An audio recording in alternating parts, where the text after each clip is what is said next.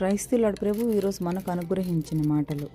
ఈ లోకంలో ఎంతోమంది తల్లి లేక తండ్రి లేక అనాథలుగా జీవిస్తున్నారు. వారందరితో మనల్ని మనం పోల్చుకుంటే దేవుడు మనల్ని ఎంతగానో ప్రేమించి మన పట్ల ఆయన ఉచితమైన కృప చూపి మనకు తల్లిదండ్రులను ఇచ్చాడు. మరి అటువంటి తల్లిదండ్రులను నీవు గౌరవిస్తున్నావా?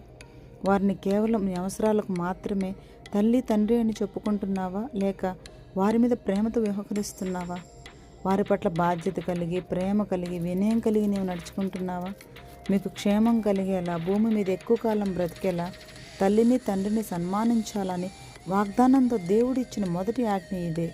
మరి దేవుడు నీకిచ్చిన ఆజ్ఞను నీవు నెరవేరుస్తున్నావా? ప్రభు కలువరి శిలువలో ఎంతో బాధను భరిస్తూ కూడా తన తల్లి పట్ల తనకున్న బాధ్యతను ప్రభు పూర్తి చేశారు. ఆయన మనకు మాదిరి చూపించి వెళ్ళారు.